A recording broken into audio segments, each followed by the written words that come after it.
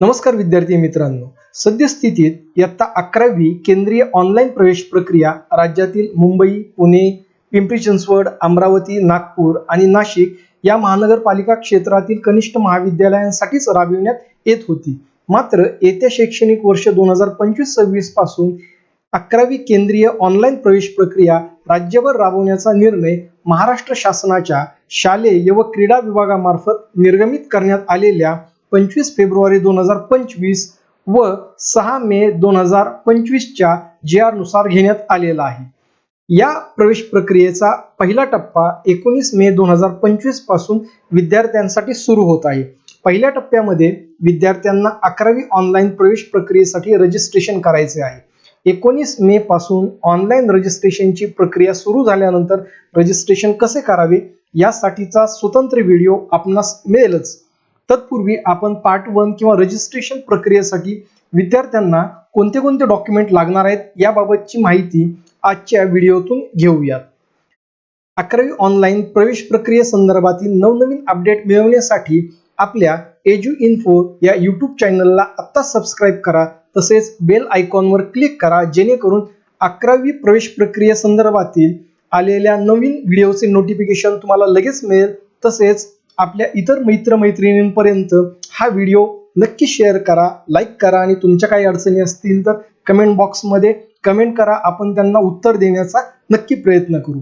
हा व्हिडिओ शेवटपर्यंत पहा, कारण आपण शेवटी 11वी प्रवेशानंतर आवश्यक असलेल्या कागदपत्रांची माहिती देखील याच व्हिडिओच्या माध्यमातून देणार आहोत.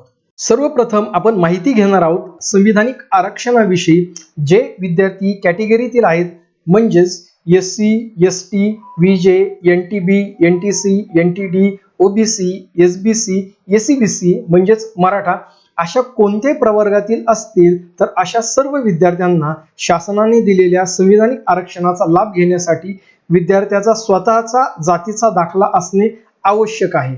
परंतु तो जर उपलब्ध नसेल तर वडिलांचा दाखला मात्र असायलाच हवा, अन्यथा आपल्याला आरक्षणाचा लाभ घेता येणार नाही. मागास प्रवर्गातील ज्या विद्यार्थ्यांकडे जातीचे दाखले उपलब्ध नसतील अशा विद्यार्थ्यांनी खुल्या गटांमध्ये फॉर्म भरणे योग्य राहील. त्याचबरोबर जे विद्यार्थी VJA, NTB, NTC, NTD, OBC, SBC, SCBC या प्रवर्गातील असतील अशा विद्यार्थ्यांना जातीच्या दाखल्यासोबतच नॉन क्रिमिनल सर्टिफिकेट देखील लागणार आहे. थोडक्यात अनुक्रमांक 1 व 2 यांना फक्त जातीचा दाखला लागणार आहे, तर अनुक्रमांक 3 ते 9 या प्रवर्गातील विद्यार्थ्यांना जातीच्या दाखल्यासोबतच नॉन क्रिमिनलचा दाखला देखील गरजेचा आहे. रजिस्ट्रेशनच्या पहिल्या टप्प्यात किंवा पार्ट 1 भरत असताना विद्यार्थ्यांना या 2 डॉक्युमेंट्सची गरज लागणार आहे. जातीचा दाखला व उत्पन्नाचा दाखला हा संबंधित तालुक्याच्या सब डिव्हिजनल ऑफिसर कडून दिला जातो. जे विद्यार्थी खुल्या प्रवर्गातील असतील अशा विद्यार्थ्यांना संविधानिक आरक्षणाचा लाभ मिळत नसल्याने जातीचा दाखला व नॉन क्रिमिनल सर्टिफिकेट अशा कोणत्याही डॉक्युमेंटची त्यांना गरज लागणार नाही. परंतु खुल्या प्रवर्गातील जे विद्यार्थी आर्थिकदृष्ट्या दुर्बल आहेत अशा विद्यार्थ्यांसाठी आर्थिकदृष्ट्या दुर्बल असल्याबाबतचे EWS चे प्रमाणपत्र असेल तर त्यांना प्रवेश प्रक्रियेच्या एकूण प्रवेश क्षमतेच्या 10% आरक्षण मिळते. तसेच संविधानिक आरक्षणाचा लाभ महाराष्ट्राबाहेरील इतर राज्याचे मागासवर्गीय प्रमाणपत्र धारक विद्यार्थ्यांना मिळत नाही.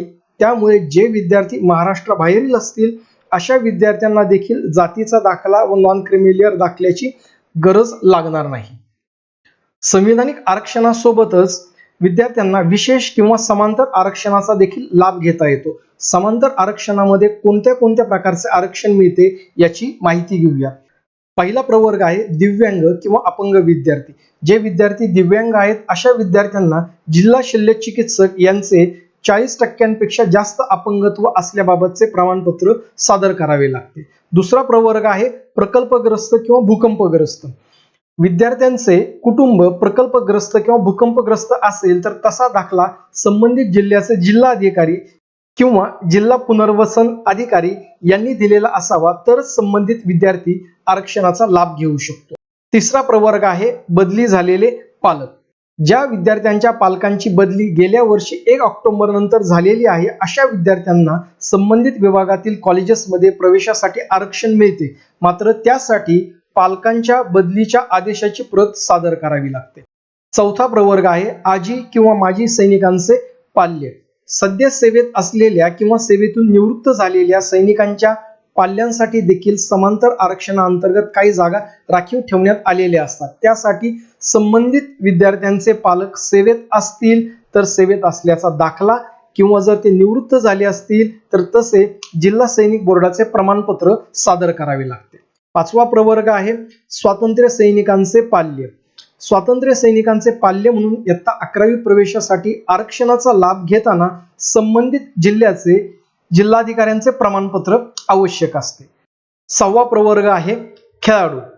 खेळाडू या प्रवर्गातून समांतर आरक्षणाचा लाभ राष्ट्रीय किंवा आंतरराष्ट्रीय स्तरावर पदक विजेते खेळाडू किंवा राष्ट्रीय किंवा आंतरराष्ट्रीय स्तरावरील स्पर्धांमध्ये सहभागी झालेले खेळाडू यांनाच घेता येतो. त्यासाठी खेळाडूंना त्याबाबतचे प्रमाणपत्र संबंधित जिल्ह्याचे जिल्हा क्रीडा अधिकारी किंवा विभागीय क्रीडा उपसंचालक यांच्याकडून घेणे आवश्यक असते. सातवा प्रवर्ग आहे अनाथ विद्यार्थी. या आरक्षणाचा लाभ घेऊ इच्छिणाऱ्या विद्यार्थ्यांनी विभागीय उपआयुक्त महिला व बाल विकास विभाग यांचे प्रमाणपत्र सादर करणे आवश्यक राहील. आठवा प्रवर्ग आहे तांत्रिक किंवा व्यावसायिक आरक्षण. या आरक्षणाचा लाभ घेण्यासाठी इयत्ता 10वी मध्ये व्यावसायिक विषय अभ्यासले असणे आवश्यक आहे. तसेच त्याची गुणपत्रकात नोंद असावी.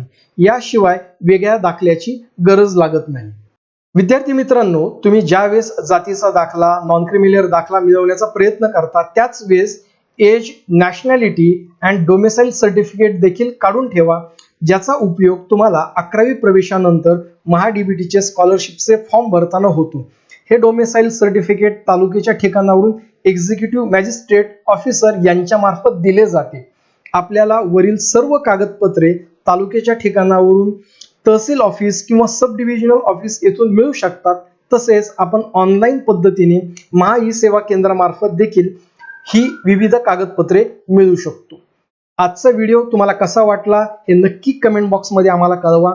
तसेच 11वी प्रवेश प्रक्रिया संदर्भातील नवीन व्हिडिओ मिळवण्यासाठी आमच्या चॅनलला न विसरता सबस्क्राईब करा. भेटूयात पुढच्या व्हिडिओमध्ये की ज्यामध्ये आपण 11वी प्रवेश प्रक्रिया संदर्भातील ऑनलाईन फॉर्म कसा भरायचा याबाबतची माहिती देणार आहोत.